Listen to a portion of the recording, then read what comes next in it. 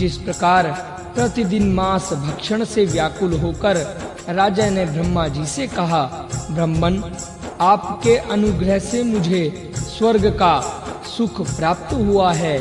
सभी देवता मेरा आदर करते हैं, सभी सामग्री उपभोग के लिए प्राप्त होती है, परंतु सभी भोगों के रहते हुए भी यह पापिनी क्षुधा कभी शांत नहीं होती, मुझे सदा सताती रहती है।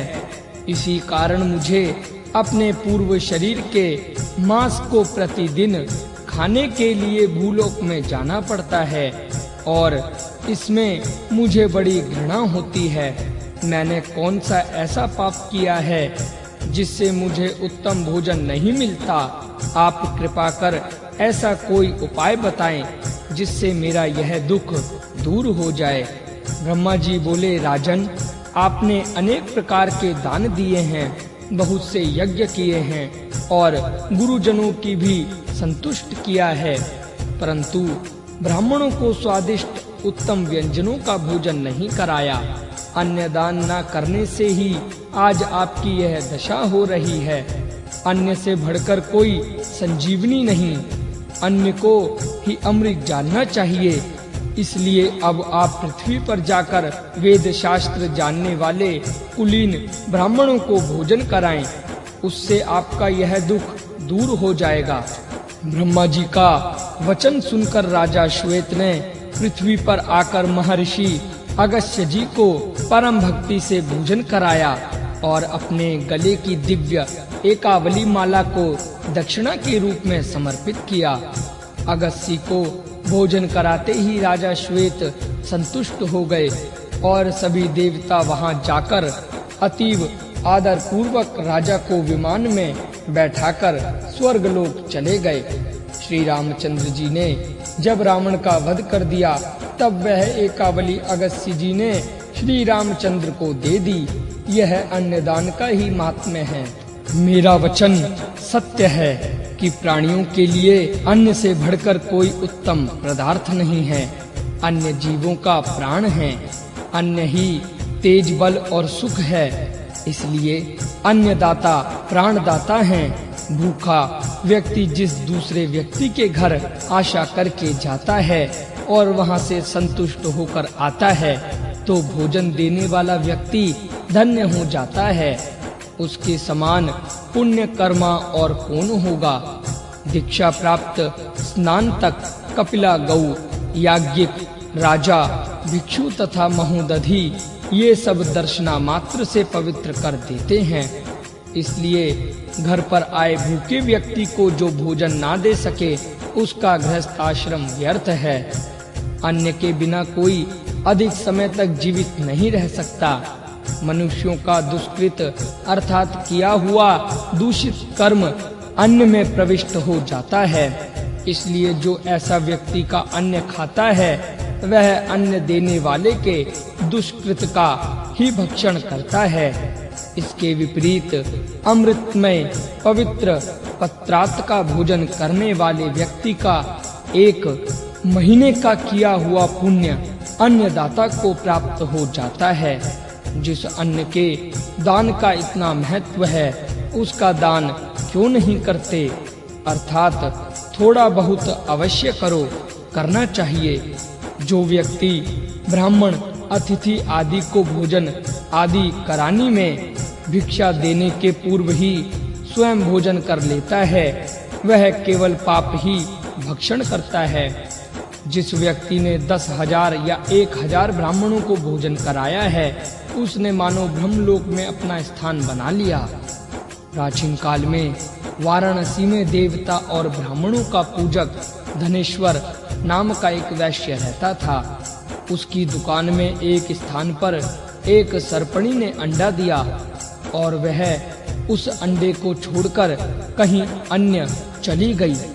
वैश्य ने अंडे को देखा और उस पर दया कर उसकी रक्षा करने लगा। कुछ समय के बाद अंडे को फोड़कर कृष्ण सर्प का बच्चा बाहर निकला। उस सर्प के बच्चे को वैश्य प्रतिदिन दूध पिलाता था। वह सर्प भी वैश्य के पैरों पर लोटता। उसके अंगों को चाटता और पूरे घर में निर्भय हो घूमता रहता। वैश्य भी भली भांति सर्प की रक्षा करता। थोड़े ही समय में वह भयंकर सर्प हो गया। किसी समय की बात है, वह धनेश्वर गंगा स्नान करने के लिए गया था और उसका पुत्र दुकान पर बैठकर सामान बेच रहा था। उसी समय वह सर्प उस लड़के के पैरों के बीच से निकला, जिससे वह लड़का डर गया और उसने सर्प को डंडे से मारा।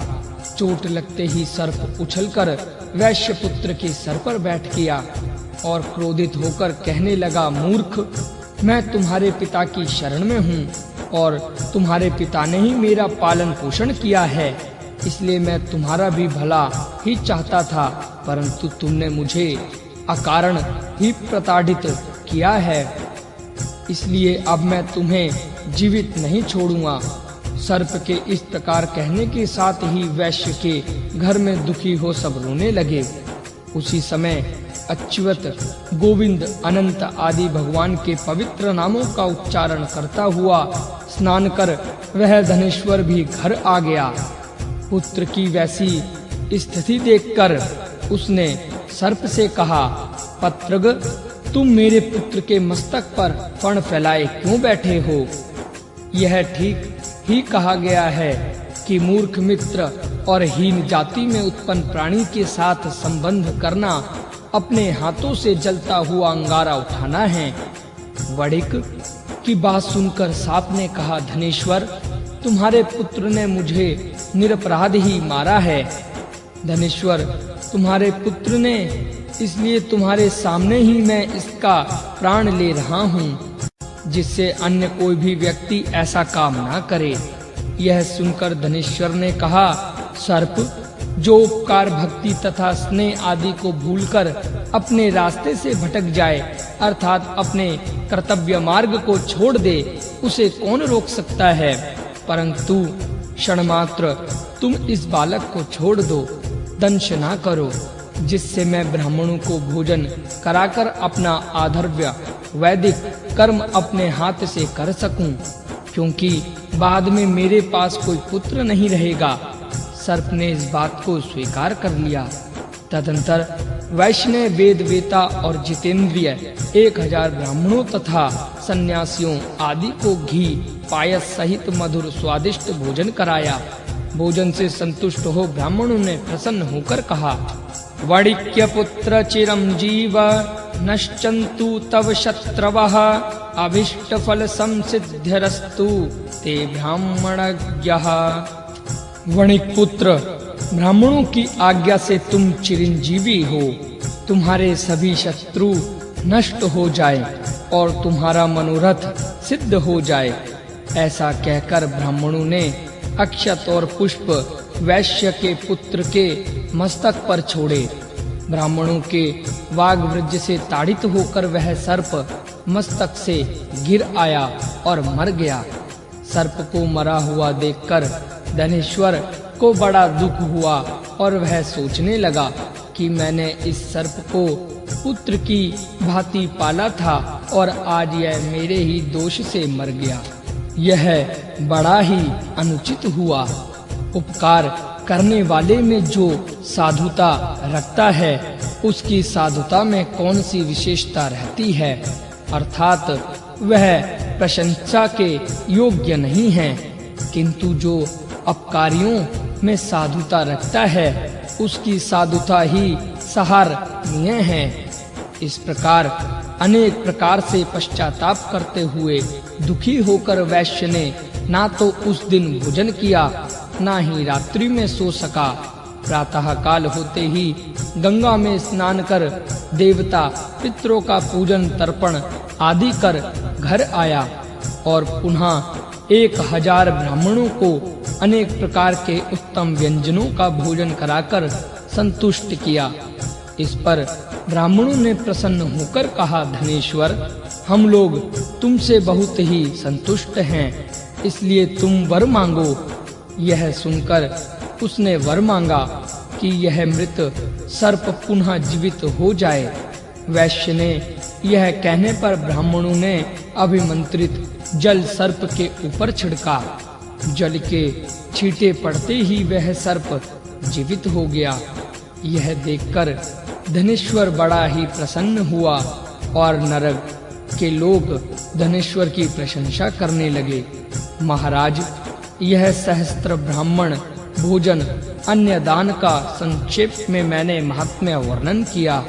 जो व्यक्ति ब्राह्मणों को और अभ्यागतों को अन्न देता है, वह बहुत दिन संसार सुख को भोग कर विष्णु लोक को प्राप्त कर लेता है। इस थाली दान की महिमा में द्रौपदी के पूर्व जन्म की कथा।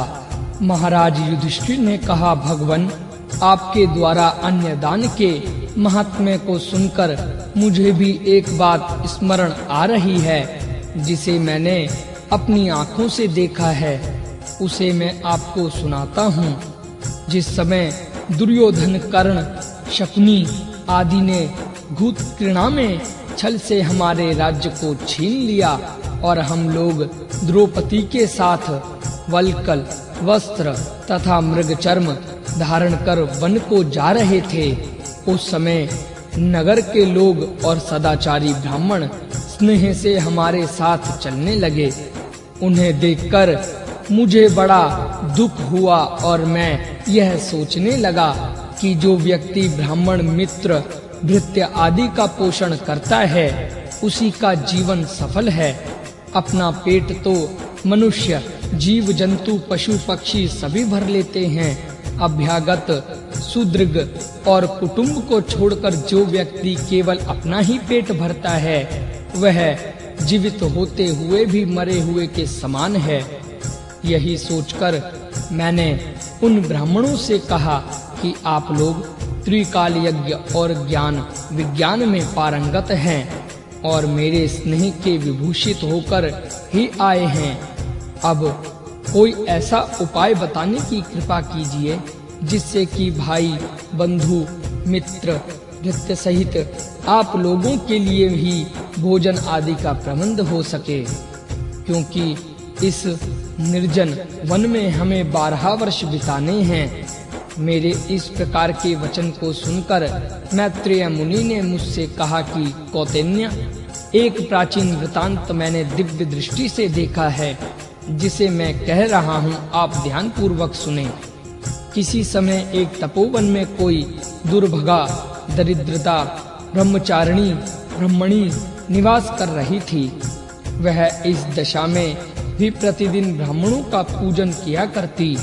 उसकी क्षम दाम से परिपूर्ण श्रद्धा को देखकर एक दिन ब्राह्मणों ने प्रसन्न होकर उससे कहा, सुव्रते, हम लोग तुमसे बहुत प्रसन्न हैं, तुम कोई वर मांगो।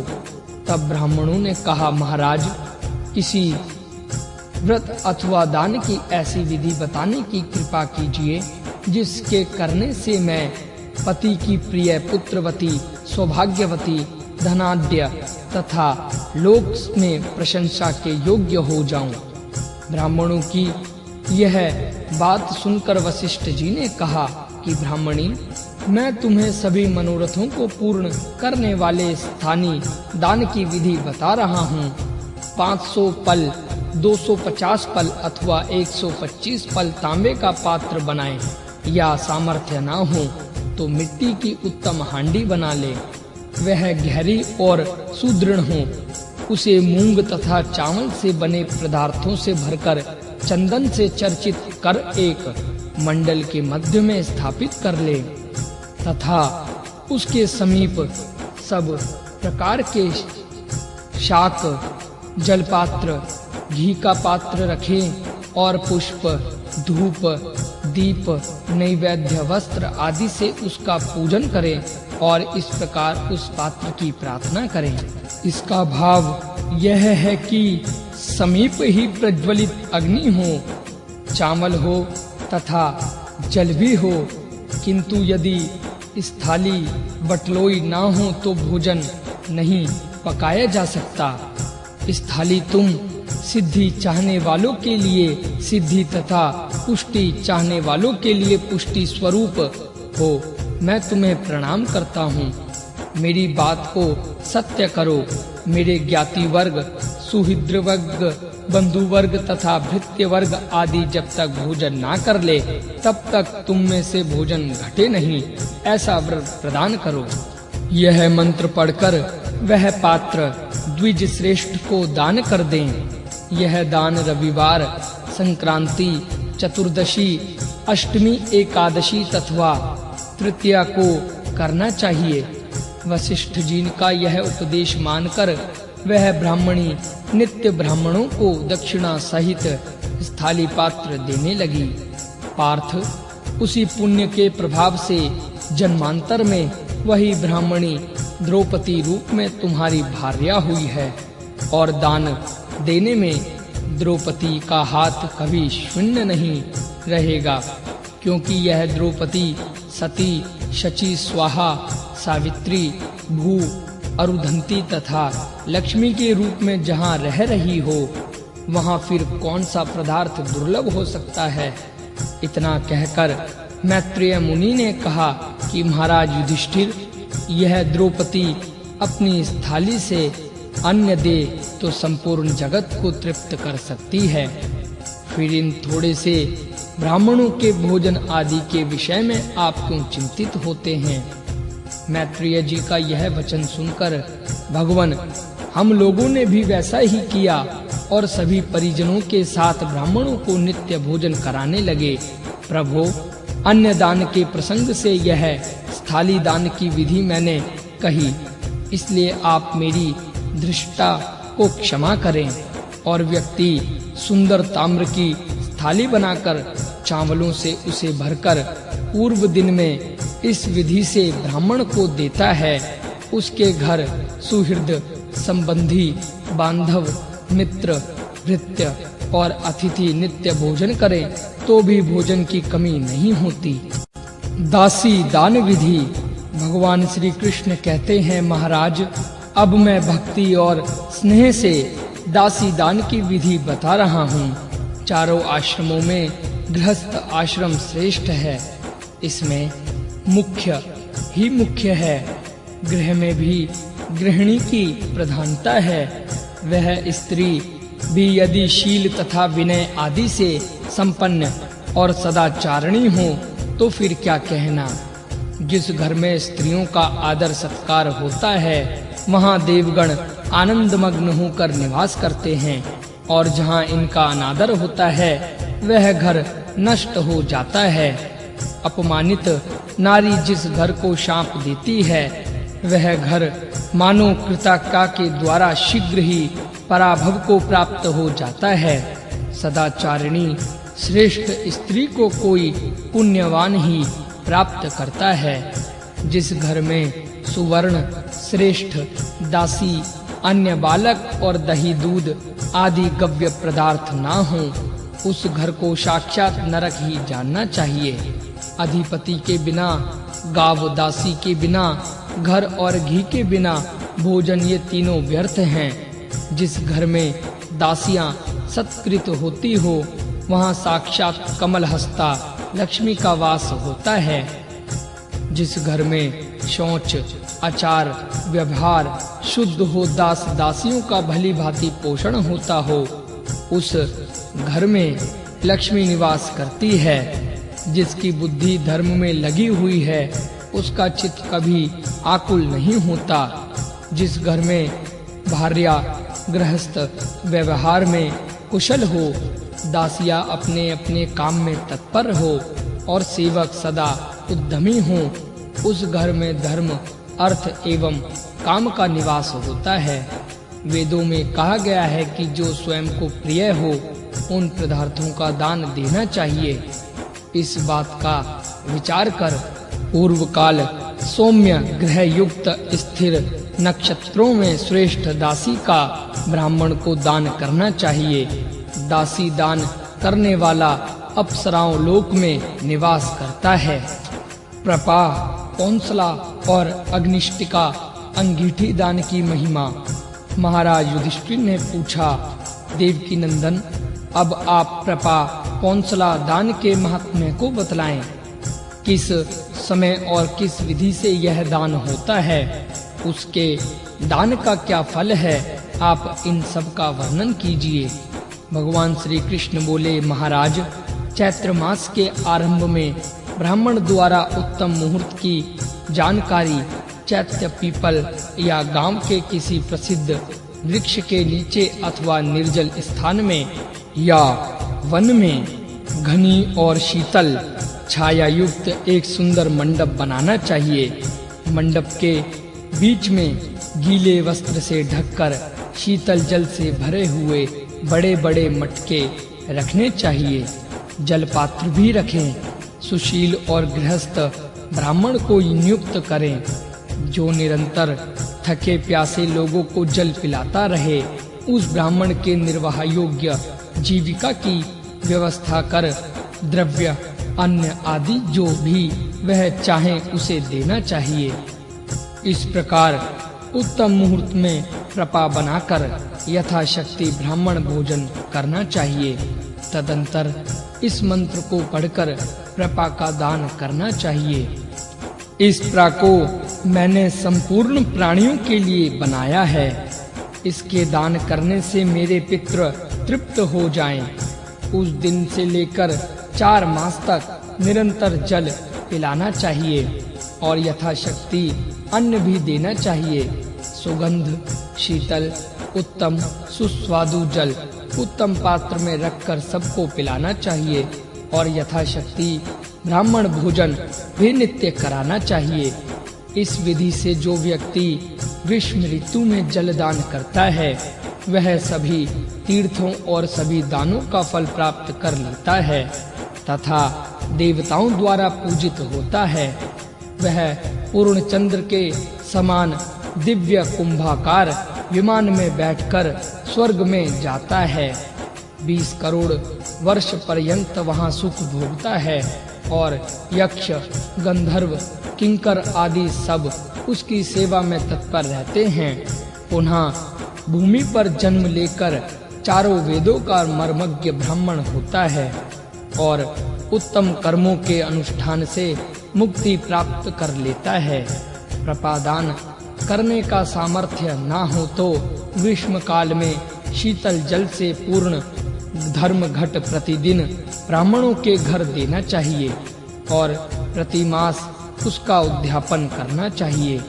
अनेक प्रकार के पकवान और वस्त्र दक्षिणा आदि से युक्त उस धर्म घट का दान करना चाहिए। वह घट ब्रह्मा, विष्णु एवं शंकर स्वरूप कहा गया है। इस रूप में उस घट की इस प्रकार प्रार्थना करें। एषा धर्म घटो दत्तो ब्रह्मा विष्णु शिवात्मकः अस्य प्रदानात् सफला मम सन्तु मनोरथः। इस मंत्र को पढ़कर ब्राह्मण को जलपूर्ण घट देना चाहिए। इस विधि से जो धर्म घट का दान करता है वह प्रपादान का फल प्राप्त कर लेता है। यदि धर्म घट भी ना दे सके तो उसे चाहिए कि ग्रीष्म में 4 मास नित्य पीपल वृक्ष का सेवन करे और अश्वत्थ रूपी भगवान प्रियंताम में जनार्दन ऐसा कहकर प्रदक्षिणा पूर्वक अश्वत्थ को नमस्कार करना चाहिए। अश्वत्थ सेचन से सभी पाप दूर हो जाते हैं और उसे प्रपादान का फल प्राप्त हो जाता है। भगवान इसी प्रकार शीत काल में दयालु व्यक्ति को अग्निष्ट का अर्थात अंगीठी का दान करना चाहिए। मार्गशीर्ष मास के आरंभ में उत्तम मुहूर्त देखकर देवालय, मठ, घर अथवा बड़े चौराहे पर सायंकाल प्रातः बहुत सा सूखा काष्ठ एकत्र कर अग्नि प्रज्वलित कर प्यातियों से हवन कराना चाहिए। इस प्रकार शीत काल में दोनों समय अग्नि जलानी चाहिए जिससे दीन, अनाथ, वस्त्रहीन वहां अग्नि का सेवन कर लाभ प्राप्त कर सके। यदि कोई भूखा हो तो उसको भोजन भी देना चाहिए। आग तापते समय परस्पर भवज्ञ चर्चा आदि करते रहना चाहिए। इससे महान पुण्य होता है। यदि स्वेच्छा से कोई राज चर्चा तथा जन चर्चा आदि परोपकार की बातें करें तो रोकना नहीं चाहिए। इस विधि से जो व्यक्ति अग्निष्टिका का दान करता है वह सूर्य के समान दिव्य विमान में बैठकर ब्रह्मलोक जाता है। वहां वह 66,000 वर्ष तक सुख भोग कर पुनः यहाँ जन्म लेता है और चतुर्वेद वेता, याज्ञिक, निरोग, धनवान और तेजस्वी ब्राह्मण होता है। विद्या दान की महिमा। महाराज युधिष्ठिर ने कहा, भगवन, अनेक प्रकार के गौदान और भूमि दान की विधि एवं महात्म्य आदि सुनने के बाद अब मैं विद्या दान की महिमा सुनाना चाहता हूँ, उसे आप बताइए। भगवान श्री कृष्ण बोले, राजन, जिस प्रकार विद्या का दान करना चाहिए तथा उससे जो फल प्राप्त होता है उसका मैं वर्णन कर रहा हूँ। शुभ मुहूर्त में स्वस्तिक फूल माला से भूषित एक चौकोर मंडल बनाकर उसके मध्य में पुस्तक को स्थापित कर गंध, अक्षत, पुष्प आदि से उसका पूजन करें। लेखक का पूजन कर सुवर्ण की लेखनी और चांदी का मसी पात्र दावात बनाकर लेखक को देना चाहिए। लेखक को सुशील और अप्रमत्त होना चाहिए। अनंतर लेखक पुस्तक लिखना आरंभ करे। उसे एकाग्रचित होकर मात्रा, अनुस्वार, संयुक्त अक्षरों को साफ-साफ और पदों को अलग-अलग लिखना चाहिए। अक्षर गोल-गोल, सुंदर, एक समान और शीर्षे रेखा युक्त हों। इस विधि से शिव भक्ति परक या विष्णु भक्ति परक पुराण, आगम, धर्मशास्त्र आदि लिखवाकर अंत में वस्त्र और आभूषण आदि से लेखक का पूजन करने के बाद उस पुस्तक को 2 वस्त्रों से आवेष्टित कर दक्षिणा सहित व्यक्तपनिमति प्रियवंद और उत्तम वाचक ब्राह्मण को अथवा सबके कल्याण के लिए मठ, मंदिर या सामान्य गृह आदि में स्थापित करें। इस विधि से जो व्यक्ति पुस्तक दान करता है वह यज्ञ और तीर्थ यात्रा करने से भी कोटि गुना अधिक फल प्राप्त करता है। 1000 कपिला गाय का विधि पूर्वक दान करने से जो फल प्राप्त होता है वह एक पुस्तक के दान करने से हो जाता है। फिर पुराण, रामायण और महाभारत, गीता आदि पवित्र ग्रंथों के दान करने से जो फल प्राप्त होता है उसका वर्णन कौन कर सकता है। प्रातः काल उठकर जो अपने शिष्यों को वेद आदि शास्त्रों तथा नृत्य, गीत, कलाओं को पढ़ाता है उसके समान पुण्य आत्मा कौन है। जो पढ़ाने वाले को वृत्ति देकर विद्यार्थियों को पढ़वाता है उसने कौन सा दान किया है। विद्यार्थियों को भोजन, वस्त्र, भिक्षा एवं पुस्तक आदि देने से मनुष्यों के सभी मनोरथ निसंदेह सिद्ध होते हैं। वह विवेकवान, दीर्घजीवी होता है तथा धर्म, अर्थ, काम आदि सब कुछ प्राप्त कर लेता है। राजन, जो भी व्यक्ति शास्त्र विद्या, 64 कलाएं, ज्ञान विज्ञान आदि को सीखना चाहता है उसकी यथाशक्ति सहायता करनी चाहिए और उसके उपकार के लिए सदा तत्पर रहना चाहिए, क्योंकि उससे पारमार्थिक लाभ होता है। 1000 वाजपेयी यज्ञ करने से जो फल प्राप्त होता है वही फल सदीधान से प्राप्त हो जाता है। शिव, विष्णु अथवा सूर्य के मंदिरों में जो व्यक्ति प्रतिदिन पुराण आदि के वाचन की व्यवस्था करवाता है वह प्रतिदिन गौ, भूमि, सुवर्ण और वस्त्र के दान का फल प्राप्त करता है। विद्याहीन व्यक्ति धर्म तथा अधर्म का निर्णय नहीं कर सकता, इसलिए सदा विद्या दान में तत्पर रहना चाहिए। ब्रह्मा आदि सभी देवता विद्या दान में प्रतिष्ठित रहते हैं।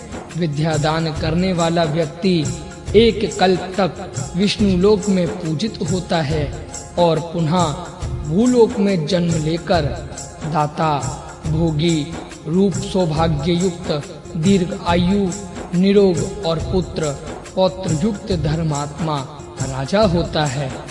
तुला पुरुष दान की विधि। भगवान श्री कृष्ण कहते हैं, महाराज, पूर्व काल में स्वयंभुव मनु के पुत्र प्रियव्रत नाम के एक बड़े प्रतापी और धर्मात्मा राजा हो गए हैं।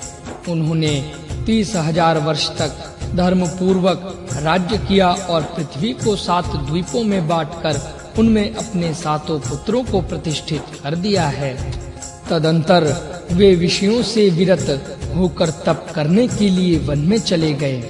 राजा प्रियव्रत को तपोवन में आया जानकर बड़े-बड़े महात्मा, तपस्वी और मुनिगण राजा का दर्शन करने की इच्छा से उनके पास आए।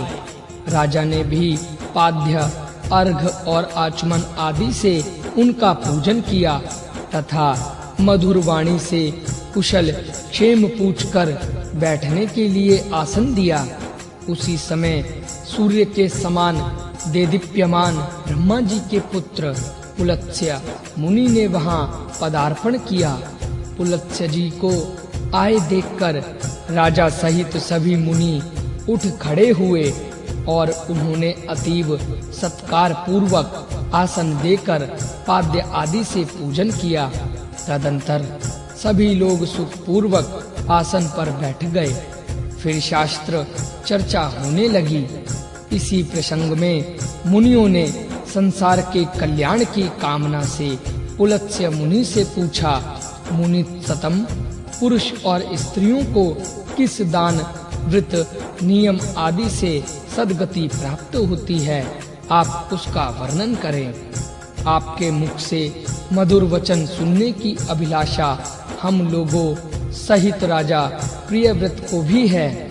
पुलत्स्य मुनि ने कहा, मुनीश्वरों, मैं सभी दानों में उत्तम, सुगुप्त और सर्व पाप हरि तुला दान की विधि बता रहा हूँ, जिसके करने से स्त्री अथवा पुरुष ब्रह्म हत्या, गौ हत्या, पितृ हत्या, गुरु पत्नी गमन, कूट साक्ष्य, झूठी गवाही आदि अनेक पापों से छूटकर विशुद्ध शरीर हो जाता है। यदि मनुष्य को ब्रह्मलोक प्राप्ति की इच्छा है तो वह कृच्छ, चांद्रायण आदि व्रत तथा तुला पुरुष दान करे। मुनियों, कृच्छ, चंद्रायण आदि व्रत वनवासी ब्राह्मणों, भिक्षुओं और विधवा नारियों के लिए कहे गए हैं। ये व्रत शरीर को कष्ट देने से ही सिद्ध होते हैं।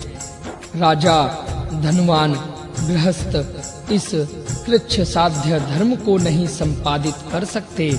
धन मानो मनुष्यों का बाहर रहने वाला प्राण ही है। इसलिए धनवान व्यक्तियों को इन्हें धर्म में लगाकर सार्थक बनाना चाहिए।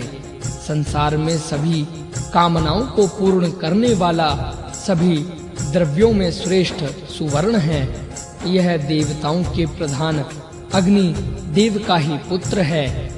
विद्वान व्यक्ति को चाहिए कि उस सुवर्ण से अपने को तोल ले, फिर उसके दान से सभी पाप दूर हो जाते हैं और दिव्य शरीर की प्राप्ति होती है। महाराज, इस प्रकार पुलत्स्य मुनि ने ऋषियों और राजा प्रियव्रत को तुला दान के महात्म्य को बतलाया था। वही विधि ऋषियों ने मुझसे कही और मैं आपसे कह रहा हूँ, आप सावधान होकर सुने।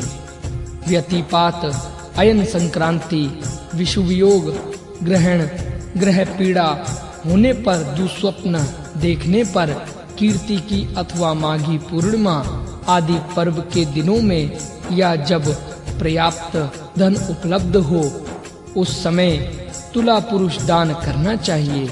मनुष्य को निरंतर यही विचार करना चाहिए कि जीवन अनित्य है, संपत्ति अत्यंत चंचल है, मृत्यु ने केशों को पकड़ रखा है, शरीर का कब अंत हो जाए यह निश्चित नहीं है। 3 मेखला और योनि से युक्त हस्त प्रमाण वाले 4 कुंड बनाकर ईशान कोण में 1 हाथ लंबी चौड़ी वेदी बनाएं। उसके ऊपर ग्रह और दिक्पालों का पूजन करें। गंध, पुष्प, धूप, दीप, अक्षत, चंदन, फल और वस्त्र आदि से ब्रह्मा, विष्णु तथा शंकर का पूजन करें। इस प्रकार सभी सामग्रियों को संपादित कर सभी शिल्प कार्यों में निपुण शिल्पकार बढ़ई ब्राह्मणों के साथ बनाए गए उस मंडप को यजमान को दिखलाएं। यज्ञ की रक्षा के लिए यजमान स्नान कर श्वेत वस्त्र पहनकर इंद्र आदि दिक्पालों का आवाहन करें तथा उन्हें बलि प्रदान करें और प्रार्थना करें। उस समय अनेक प्रकार के शंख तुर्य आदि वाद्य बजते रहें और मंगल वेद ध्वनि होती रहे। आवाहन आदि के मंत्रों का भावार्थ इस प्रकार है। इंद्रदेव, आप देवताओं के स्वामी और वज्र धारण करने वाले हैं। सभी अमर सिद्ध और साध्य आपकी स्तुति करते हैं तथा अप्सराओं के समूह आप पर पंख झलकते हैं। आप यहाँ पधारिए और हमारे यज्ञ की रक्षा कीजिए। इंद्र देवता को नमस्कार है, ऐसा कहकर इंद्र का आवाहन करना चाहिए। अग्निदेव, आप सभी देवताओं के हव्य वाहक हैं। मुनि वर्गगण सब ओर से आपकी सेवा करते हैं। आप अपने तेजस्वी लोकगणों के साथ यहाँ आए और मेरे यज्ञ की रक्षा करें, आपको प्रणाम है।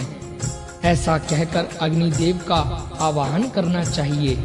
सूर्यपुत्र धर्मराज, आप सभी देवताओं द्वारा पूजित दिव्य शरीरधारी और शुभ एवं अशुभ तथा आनंद एवं यज्ञ के अधीश्वर हैं। हमारे कल्याण के लिए हमारे यज्ञ की रक्षा कीजिए। आप नक्षत्र गणों सभी औषधियों तथा पितरों के साथ यहाँ आइए और मेरे यज्ञ की रक्षा कीजिए। भगवान, आप मेरी पूजा स्वीकार करो, आपको प्रणाम है। ऐसा कहकर सोम का आवाहन करना चाहिए। संपूर्ण भूतों के स्वामी विश्वेश्वर विश्वमूर्ति ईशान देव, आप त्रिशूल कपाल खटक वांग धारण करने वाले अपने गणों के साथ हमारे यज्ञ में सिद्धि प्रदान करने के लिए उपस्थित होइए और लोकेश मेरी पूजा ग्रहण करो।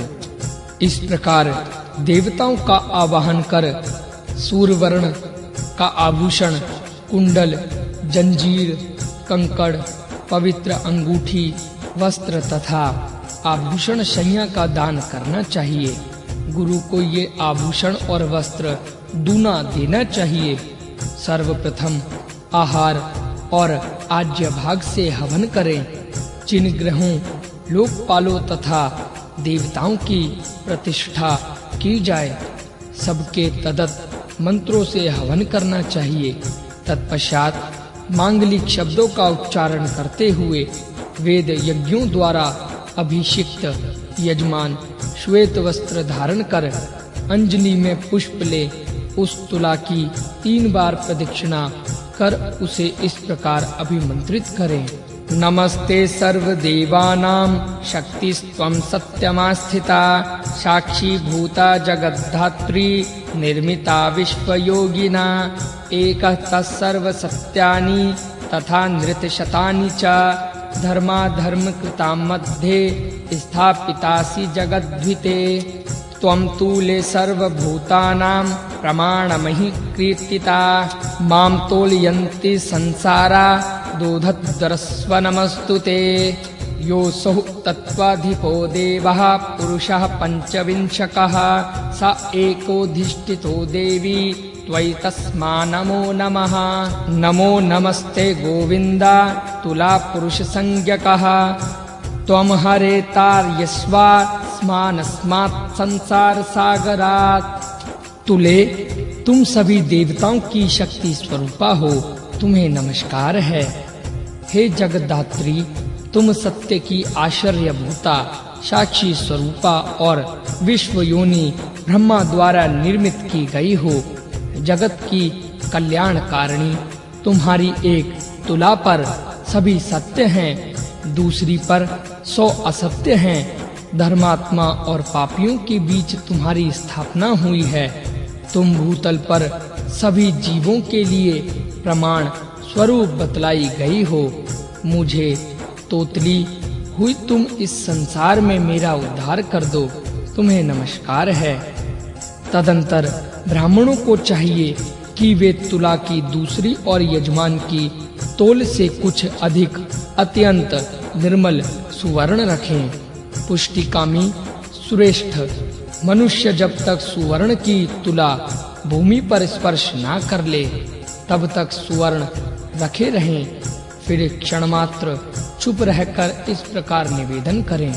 नमस्ते सर्वभूतानां साक्षी भूते सनातने पितामहेन देवित्वं निर्मिता परमेष्ठिना त्वया घृतं जगत् सर्वं सहस्तावर्जगं मम सर्वभूतात्मभूतस्थे नमस्ते विश्वधारिणी।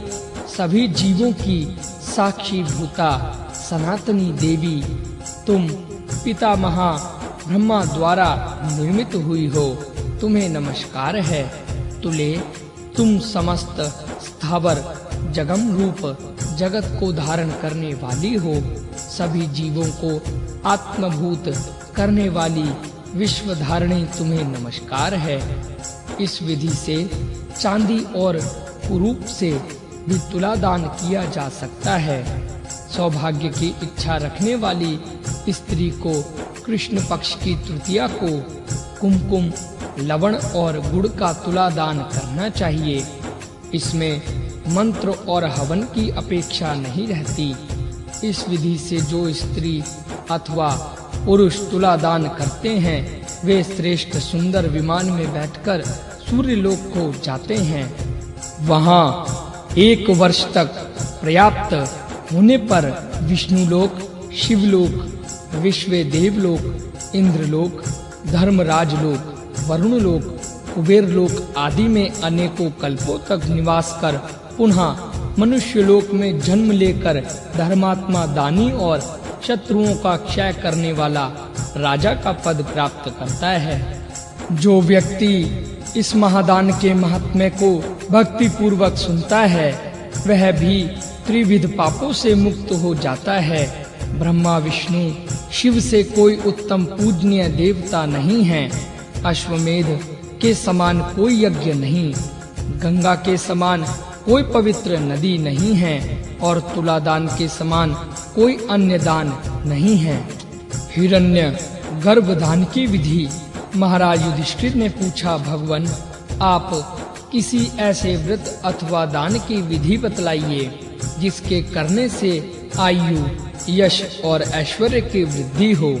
भगवान श्री कृष्ण बोले, महाराज मैं आपके स्नेह के विभूषित होकर संसार का कल्याण करने की इच्छा से हिरण्यगर्भ दान की विधि बता रहा हूँ, जिसके करने से मनुष्य मेरी समता को प्राप्त कर लेता है।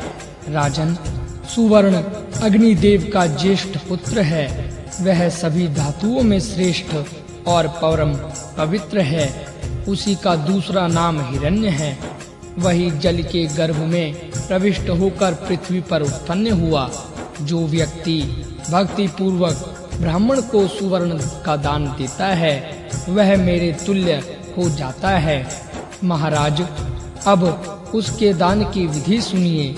किसी पूर्व काल अयन संक्रांति, विषुव योग, ग्रहण काल, व्यतिपात, कार्तिकी पूर्णिमा, जन्म नक्षत्र, ग्रह पीड़ा, दुस्वप्न दर्शन आदि कालों में प्रयाग, नैमिष, कुरुक्षेत्र, अर्बुद, गंगा, यमुना, गंगा सागर, संगम और पुण्य नदियों के तट पर हिरण्यगर्भ का दान करना चाहिए अथवा घर, देवालय, बाग, तड़ाग आदि पवित्र स्थानों में यह दान करना चाहिए।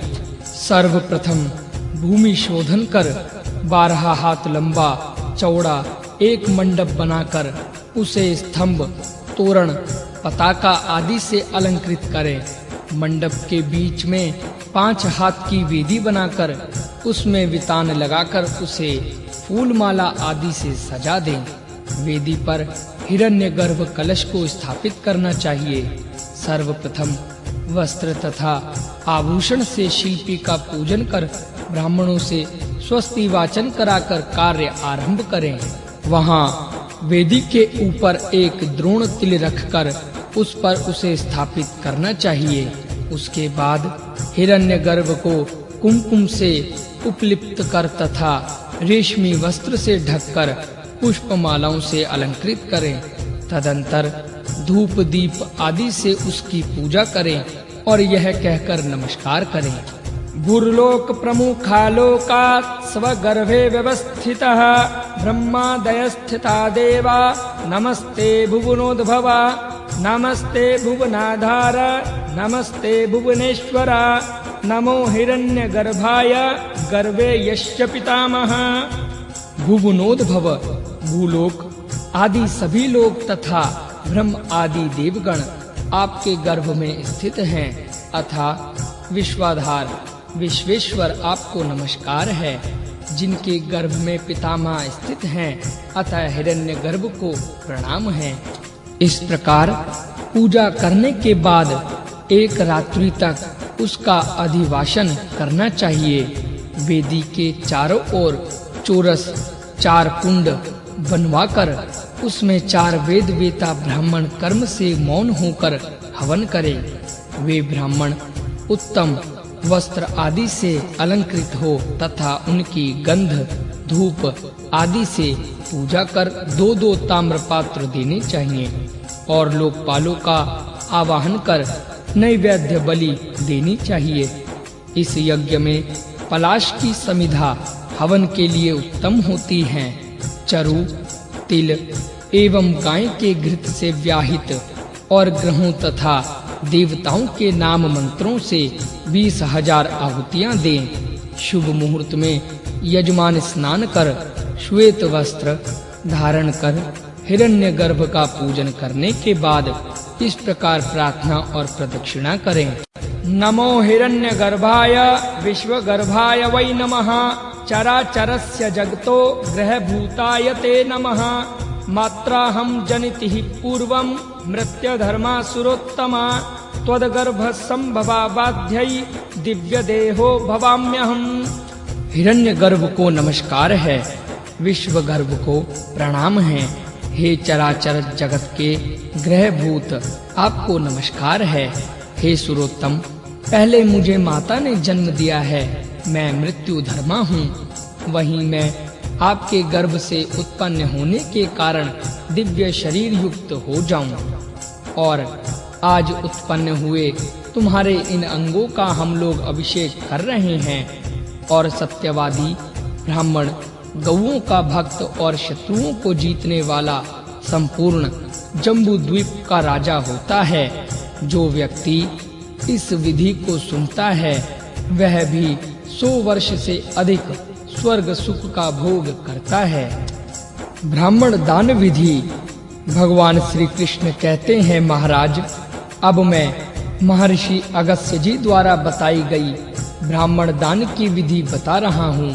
इससे शारीरिक मानसिक तथा वाचिक तीनों प्रकार के पाप दूर हो जाते हैं और यश धन आयु मंगल तथा सद्गति प्राप्त होती है। अपनी शक्ति के अनुसार 20 पल से लेकर 1000 पल तक की ब्राह्मण की सुवर्ण प्रतिमा बनाएं। उसकी लंबाई चौड़ाई 12 अंगुल से लेकर 100 अंगुल तक की होनी चाहिए। उसमें देवता दैत्य मनुष्य गंधर्व नाग राक्षस नदी सरोवर समुद्र पर्वत दिग्गज आदि चरित्र करें। बीच में मेरु पर्वत के शिखरों पर पत्नियों सहित ब्रह्मा विष्णु और शिव को भी अंकित करें। उसमें 8 दिग्गजों और 14 भुवनों को भी चित्रित करें। इस प्रकार के स्वर्णमय ब्राह्मण का श्रेष्ठ शिल्पी द्वारा निर्माण कराएं। अयन संक्रांति विषुव योग ग्रहण आदि के समयों में तथा अन्य पूर्वों में पुष्प से एक मंडप बनाकर उसमें एक द्रोण 32 शेर परिमाण वाले तिलों के ऊपर ब्राह्मण को स्थापित करना चाहिए और उपाध्याय और राजा के पुरोहित भी हवन करना चाहिए। ग्रह यज्ञ विधि से हवन करने के बाद विष्णु शिव ब्रह्मा आदि देवताओं के नाम मंत्रों से तिलों की आहुति देकर 10,000 आहुति महाव्याहतियों से दे और ब्राह्मण रुद्री का पाठ भी करें। उसके बाद यजमान स्नान कर श्वेत वस्त्र धारण कर सभी उपचारों से ब्राह्मण का पूजन कर पुष्पांजलि लेकर इस प्रकार प्रार्थना करें। जगत की प्रतिष्ठा करने वाले विश्वधामन, आपको नमस्कार है। वाणी एवं मन से अतीत रूप वाले ब्राह्मण, आप मेरे लिए कल्याण करने वाले हो। ब्राह्मण के उदर में रहने वाले जितने भी सत्व हैं, वे सभी मुझे अतुल तुष्टि प्रदान करें। ब्रह्मा, विष्णु, रुद्र, लोकपाल, ग्रह नक्षत्र मंडल, नागगण, ऋषि तथा सप्तगण, मरुदगण तथा जन्मों तक मुझ पर संतुष्ट रहें। इस प्रकार पुष्पांजलि देकर दक्षिणा सहित ब्राह्मण प्रतिमा ब्राह्मण को दान में देनी चाहिए। ब्रह्मा जी बोले, राजन, तुमने भली भांति राज्य का भोग किया, प्रजाओं का पालन किया है।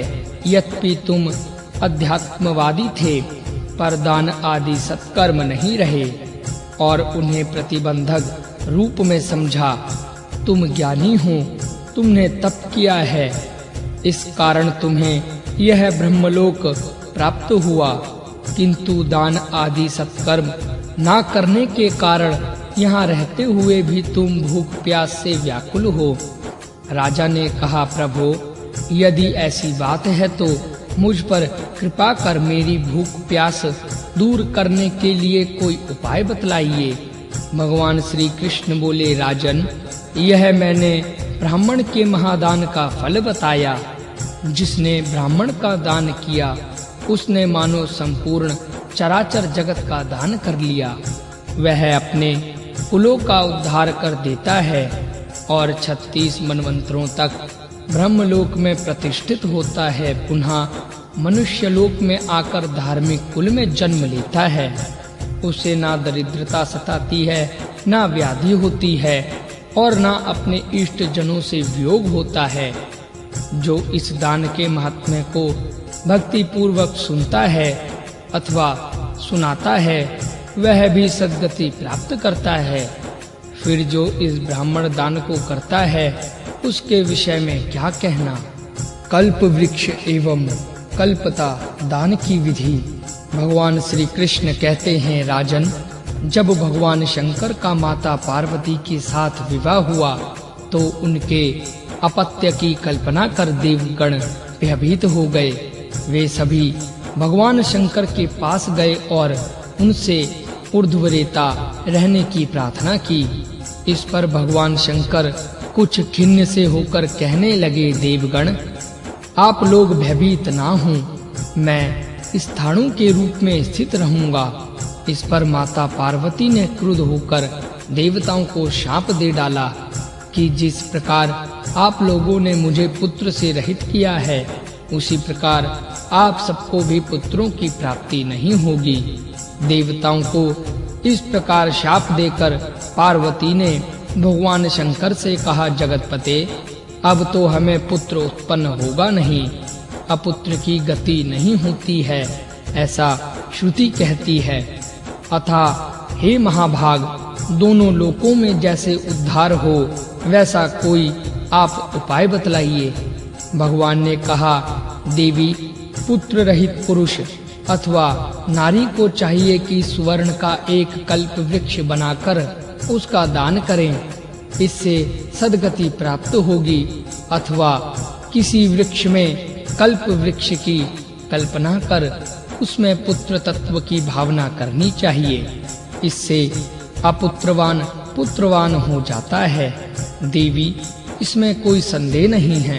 अतः कल्प वृक्ष का दान करना चाहिए। कल्प वृक्ष शुद्ध सुवर्ण का होना चाहिए, उसमें बहुत सी शाखाएं और पत्र पुष्प हों, उसे रत्नों से अलंकृत तथा फलों से सुसज्जित करना चाहिए। नृपसत्तम, वह कल्प वृक्ष अपनी शक्ति के अनुसार 20 फल सुवर्ण से अधिक का होना चाहिए। इसी प्रकार चांदी से भी बनाया जा सकता है। नदी के तट पर, घर पर या देवालय में पूर्व आदि दिशा में एक सुंदर मंडप बनवाना चाहिए। मंडप 10 हाथ प्रमाण का होना चाहिए। 10 हाथ की वेदी भी निर्मित करनी चाहिए। मंडप के अग्निकोण में मेखला युक्त प्रमाणिक एक अग्निकुंड भी बनवाएं। वैदिक ब्राह्मणों का वर्ण करें और एक उपदेष्टा ब्राह्मण का भी वर्ण करें। उस कल्प वृक्ष को एक प्रस्थ प्रमाण वाले गुण शिखर पर स्थापित करें। उस वृक्ष की सूर्य का चित्रांकन करें। वृक्ष के नीचे की शाखा में स्त्री सहित कामदेव के चित्र की रचना करनी चाहिए। कल्प वृक्ष के पूर्व भाग में नमक के ऊपर संतान वृक्ष को स्थापित करें और संतान वृक्ष पर गायत्री की स्थापना करें और अनेक प्रकार के धान्य तथा भक्ष्य भोज्य नैवेद्यों को भी स्थापित करें। चारों ओर दीपमाला प्रज्वलित कर दें। अनंतर कल्प वृक्ष की पूजा कर प्रार्थना करें।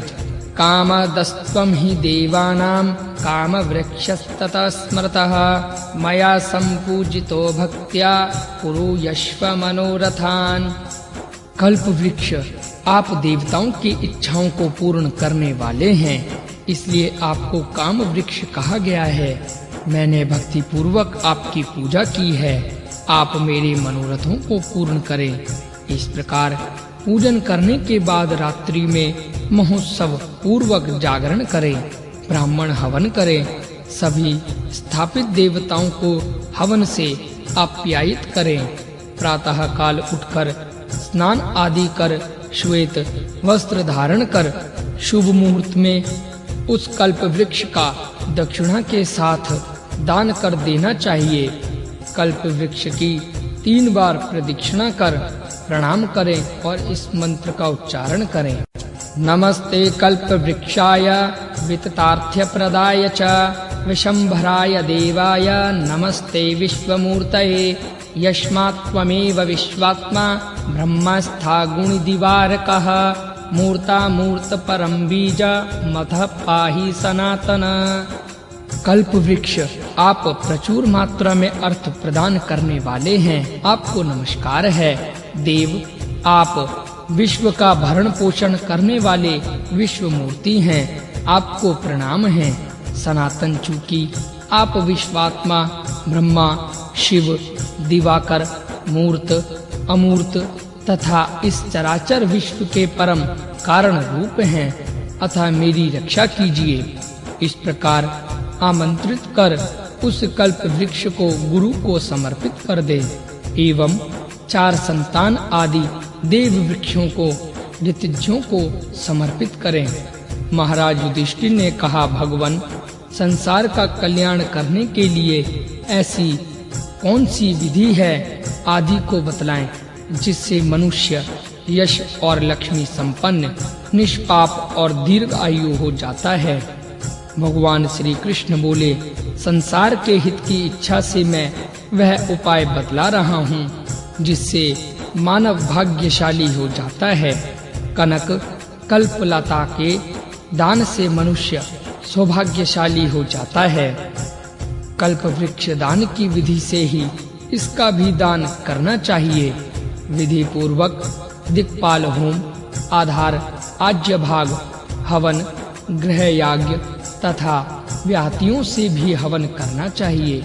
हवन आदि के अनंतर किसी पुण्य पर्व में स्नान आदि से पवित्र होकर फल अक्षत वस्त्र पुष्प धूप आदि से कल्पलता की अर्चना करनी चाहिए और तदंतर प्रदक्षिणा कर इन मंत्रों से उनकी प्रार्थना करनी चाहिए। इस प्रकार प्रार्थना कर 10 दिशा रूपी 10 कल्पलाएं ब्राह्मणों को दान कर दें और क्षमा याचना करें। इस विधि के अनुसार दान करने वाला इस लोक में विजयी धनवान और पुत्रवान होता है। मरने के बाद इंद्रलोक में मनवंतर पर्यंत निवास करता है। अनंतर पृथ्वी पर चक्रवर्ती राजा होता है।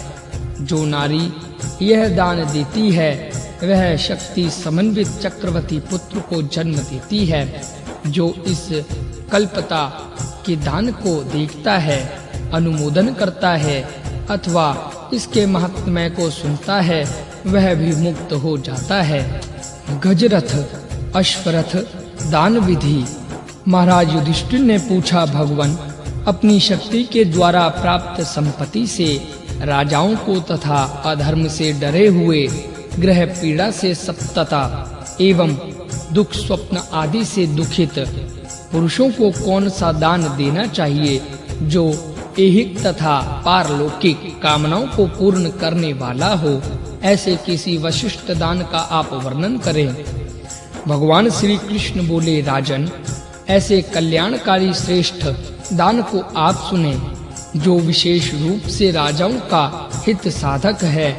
शास्त्रों में गौदान आदि अनेक श्रेष्ठ दान बतलाए गए हैं, किंतु उनमें राजाओं के लिए जो प्रधान दान है उसे मैं आपको बतला रहा हूँ, जिसे शुक्राचार्य जी ने दैत्यराज बलि को बतलाया था।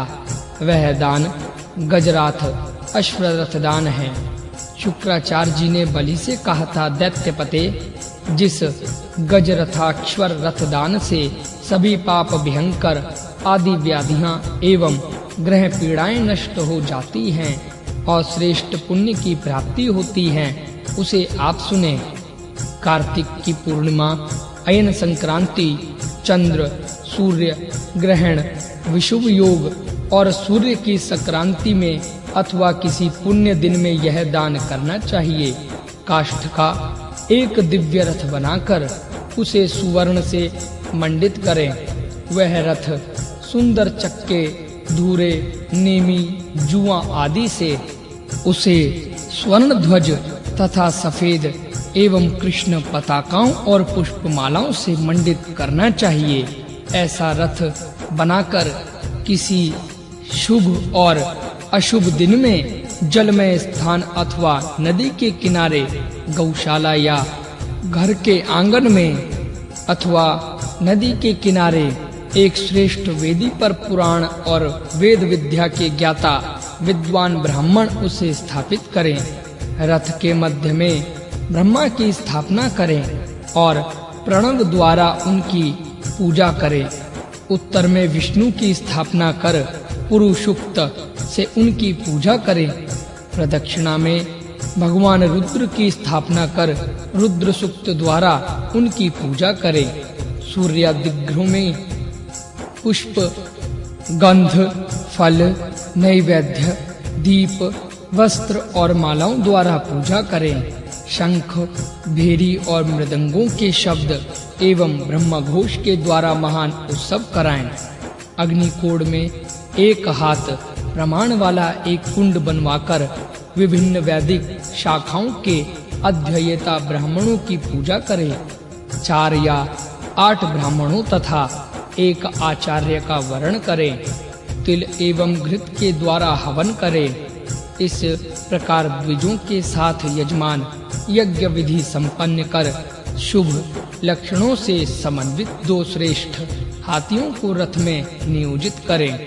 वे हाथी घंटा, हेमपट, सुंदर तिलक, शंख, चामर से सुशोभित हों, दिव्य मुक्ता मालाओं से परिव्याप्त हों, दिव्य अंकुश से समन्वित 2 महावत भी रखें। इस प्रकार दिव्य रथ बनवाकर सभी श्रेष्ठ वस्त्र, आभूषण एवं माला आदि से सत्कृत तथा धनुष, बाण, कवच आदि आयुधों से सुसज्जित कर ब्राह्मण को रथ पर बिठलाएं।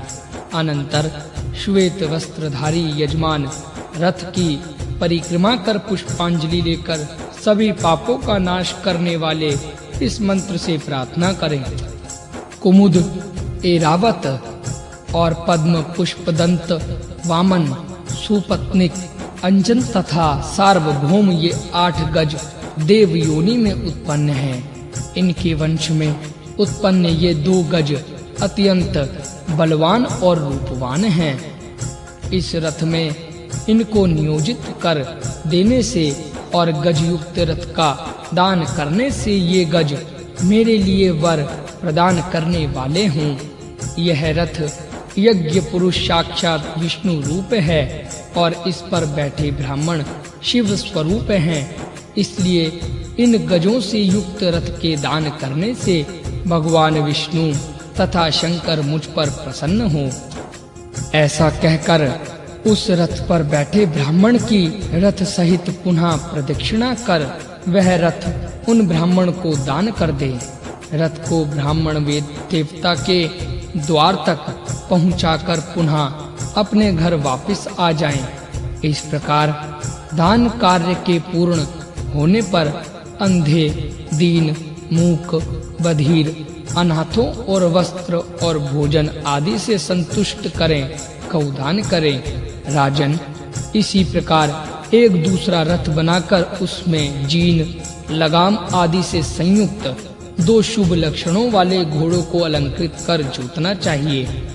पूर्व रीति से हवन आदि कार्य करने चाहिए। उस उत्तम रथ पर ब्राह्मण को बिठाकर उसकी भी पूजा करनी चाहिए और रथ की प्रदक्षिणा कर इस मंत्र से प्रार्थना पूर्वक उस अश्वरथ का दान करना चाहिए। वेद रूपी अश्वों से युक्त वेदयत्री स्वरूप त्रिगुणात्मक कठिन से कठिन मार्गों में सुख पूर्वक वहन कर लें। जाने वाले अश्वरथ आपको नित्य नमस्कार है। यह रथ साक्षात भगवान सूर्य का रूप है और ये घोड़े साक्षात वेद रूप हैं तथा इसमें बैठे हुए ब्राह्मण अरुण रूप हैं। ये सभी मुझे सुख प्रदान करें। तदंतर उसके साथ ब्राह्मण के घर तक जाएं। इस विधि से जो बुद्धिमान व्यक्ति अश्वरथ का दान करता है वह सभी पापों तथा रोगों से रहित होकर 100 मनवंतर पर्यंत दिव्य भोगों से समन्वित सूर्य के समापन दे दीप्यमान विमान पर आरूढ़ होकर श्री संपन्न हो सूर्य लोक में निवास करता है। पुनः पुण्य क्षीण होने पर पृथ्वी पर पुत्र पौत्र समन्वित चिरजीवी अतिथि सेवक एवं धार्मिक राजा होता है। काल पुरुष दान विधि। महाराज युधिष्ठिर ने कहा, यदुश्रेष्ठ, सभी पापों के नाश करने वाले मंगलप्रद पवित्र अन्य दानों को आप मुझसे कहें, क्योंकि ज्ञान विज्ञान के एकमात्र आश्चर्य और संसार सागर से उद्धार करने वाला आपके अतिरिक्त कोई नहीं है। भगवान श्री कृष्ण बोले, राजन, मैंने अनेक प्रकार के दानों की आपसे चर्चा की, फिर भी यदि आपको उत्कंठा है तो मैं पुनः कह रहा हूँ। आप सबसे पहले 10 महादानों के विषय में सुने। उनमें से पहला दान है काल पुरुष दान, दूसरा है सप्त सागर दान, इसी प्रकार महाभूत घट दान, शय्या दान, आत्म प्रकृति दान, सुवर्णाश्व दान, सुवर्णाक्षर रथ दान, कृष्णा जिन दान, विश्व चक्र दान तथा हेम गज रथ दान, ये 10 महादान हैं। नृपश्रेष्ठ, आप दान करने में अपनी सद्बुद्धि लगाएं और अन्य लोगों को भी दान कर्म में प्रेरित करें। धनी के लिए दान से अतिरिक्त और कोई भी उपकार नहीं है। देने वाले व्यक्ति का धन घटता नहीं है, अपितु देने से बढ़ता ही रहता है। राजन, अब आप काल पुरुष दान के विषय में सुने। काल पुरुष की एक प्रतिमा बनानी चाहिए। चतुर्थी, चतुर्दशी अथवा विष्टि में यह प्रतिमा काले तिलों से एक समतल भूमि पर पुरुष के आकार की बनवाएं। उसके दांत चांदी के, आंखें सोने की बनाएं। उसके हाथ में भयंकर तलवार हो, जपा कुसुम के समान उसके कानों में कुंडल हो, लाल माला तथा लाल वस्त्र पहने हों, शंख की भी माला पहने हों, धनुष बाण हाथ में लिए हों, जूते पहने हों तथा बगल में काला कंबल लिए हों। इस प्रकार काल पुरुष की प्रतिमा बनाकर गंध, पुष्प और नैवेद्य आदि से उसकी अर्चना करें और त्र्यंबकम यजामहे इस मंत्र से स्वर्ग ग्रहोक्त विधान से तिल और घृत द्वारा आहुतियां दें। अनंतर प्रसन्न हृदय से यजमान इस मंत्र का उच्चारण करें।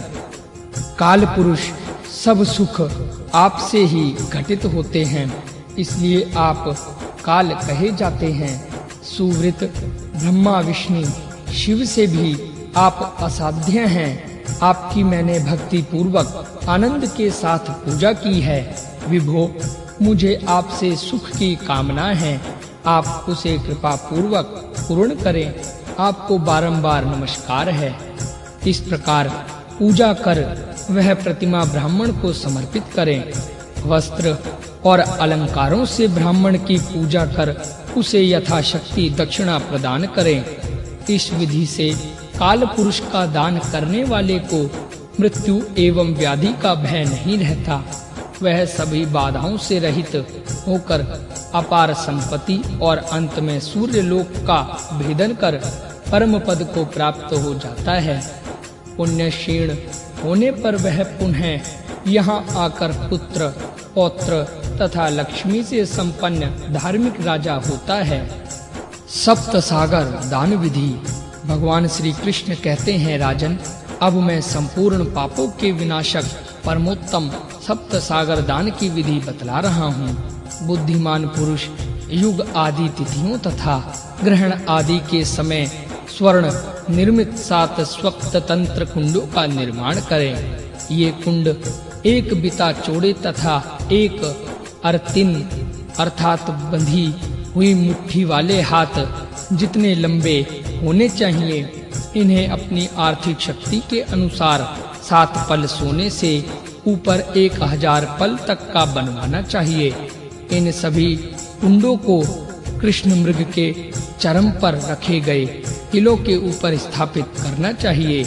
विद्वान पुरुष को पहले कुंड को लवण से, दूसरे कुंड को दुग्ध से, तीसरे को घृत से, चौथे को गुड़ से, पांचवें को दही से, छठे को चीनी से तथा 7वें को तीर्थों के पवित्र जल से पूर्ण करना चाहिए।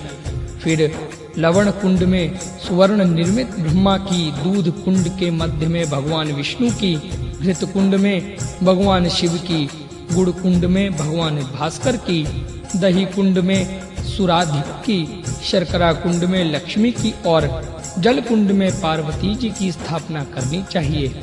सभी कुंडों को सभी ओर से रत्नों तथा अन्यों द्वारा अलंकृत कर रहना चाहिए। जब पुण्य पर्व आ जाए, यजमान स्नान कर श्वेत वस्त्र धारण कर सुख पूर्वक जो पदार्थ मिल सके उन्हें भी वहां स्थापित कर ले। फिर इन कुंडों सागरों की 3 प्रदक्षिणा कर इन मंत्रों का उच्चारण करें। सभी नदियों के एकमात्र आश्चर्य स्थान सप्त सागरों, आप सनातन हैं, आपको नमस्कार है। सभी प्राणियों को जीवदान देने वाले समुद्रों को नमस्कार है। आप लवण, क्षीर, घृत, इच्छुरस, दही, शर्करा तथा तीर्थों के जल से परिपूर्ण हैं। आप मान सम्मान देने वाले हैं। आप मेरे संपूर्ण पाप समूहों का विनाश करें। मेरे घर से लक्ष्मी अलक्ष्मी दूर हो जाए और उसमें लक्ष्मी का निवास हो। इस प्रकार कहकर उन सप्त सागरों को ब्राह्मणों को दान कर दे।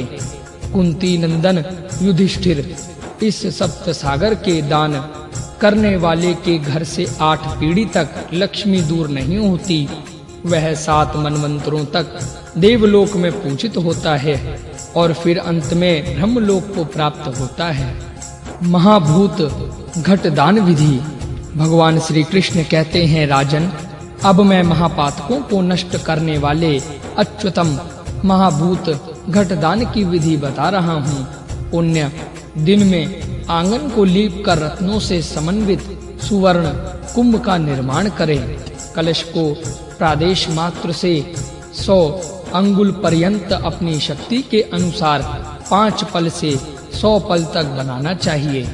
उस घट को दूध और घृत से पूर्ण करके उसके समीप कल्प वृक्ष को स्थापित करें। वहीं पद्म शासन पर आसीन ब्रह्मा, विष्णु तथा महेश्वर को स्थापित करें।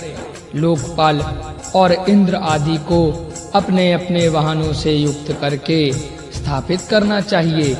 अक्षय सूत्र के साथ ऋग्वेद, कमल के साथ यजुर्वेद, वीणा लिए हुए सामवेद, स्तुक लिए तथा सुंदर माला पहने अथर्ववेद और पंचम वेद, पुराण को अक्षय सूत्र कमंडलू तथा वरद मुद्रा युक्त प्रतिमा रूप में स्थापित करना चाहिए।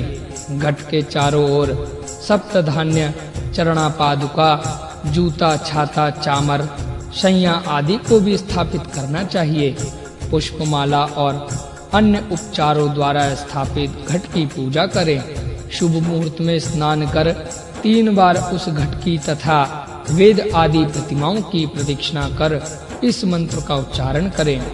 चूंकि महाभूतों के बिना इस संसार में अन्य कुछ भी नहीं है, सब महाभूतमय ही है, इसलिए महाभूतमय यह घट मुझे शांति प्रदान करे। सभी देवगण विश्वकर्मा के द्वारा इसमें स्थापित हैं। भक्ति भाव से पूजित वे सब मुझे शांति प्रदान करें। इस प्रकार महाभूत घट की पूजा कर वस्त्र तथा अलंकारियों दी आदि से ब्राह्मण की भी पूजा करें और पुण्य काल में महाभूत घट ब्राह्मण को प्रदान कर दें। अनंतर प्रदक्षिणा कर ब्राह्मण से क्षमा याचना करें। इस विधि से जो व्यक्ति महाभूतमय घट का दान करता है वह अपने 21 कुल के साथ शिवलोक में जाता है। पुण्य क्षीण होने पर वह इस लोक में आकर धार्मिक राजा होता है और शत्रु से अजय, पराक्रमी, क्षत्रिय धर्म में निरत, विद्वान एवं देवताओं और ब्राह्मणों का भक्त होता है। संज्ञादान एवं मृत संज्ञादान विधि। भगवान श्री कृष्ण कहते हैं, पांडुकुलोद्भव, अब मैं संज्ञादान की विधि बता रहा हूँ, जिससे व्यक्ति इस लोक में और परलोक में सुख भागी होता है। यह जीवन अनित्य है, इसलिए संज्ञादान करना चाहिए। मृत्यु के अनंतर यह दान कैसे हो पाएगा, इसलिए अपने जीवन में ही कर लेना चाहिए। भारत जब तक जीवन रहता है तभी तक मनुष्य भाई, पिता, बंधु आदि का स्नेह प्राप्त करता है। पुनः उसी को मर गया समझकर सबका स्नेह छूट जाता है। इसलिए संज्ञा भोजन तथा जल आदि का स्वयं दान कर लेना चाहिए, क्योंकि यह मन में निश्चिंत ध्यान रखना चाहिए कि आत्मा ही मेरा बंधु है, अर्थात स्वयं ही स्वयं का बंधु है। जिसने दान तथा भोग आदि के द्वारा अपनी आत्मा को संतुष्ट नहीं कर लिया, उसके लिए स्वयं से बड़ा और कौन अहितत्कर होगा। मर जाने पर कौन उसकी पूजा करेगा। इसलिए मानव को चाहिए कि श्रेष्ठ काष्ठ की एक दृढ़ संज्ञा का निर्माण करें। उसे हाथी दांत और हेमपत्र से अलंकृत कर सुशोभित करें। गद्दा, चादर तथा तकिए से संयुक्त कर गंध तथा धूप से अधिवासित करें। ऐसी उस उत्तम संज्ञा पर लक्ष्मी समन्वित भगवान श्री हरि की सुवर्ण की प्रतिमा की स्थापना करें और संज्ञा के सिरहाने कलश स्थापित करें। विद्वान व्यक्ति को यह समझना चाहिए कि संज्ञा पर भगवान निद्रा में स्थित है। संज्ञा के समीप ही कुमकुम चूर्ण, कपूर, अगरू, चंदन, तांबूल तथा दीपक, जूता, छाता, चामर, आसन, भोजन तथा सप्तधान्य को यथाशक्ति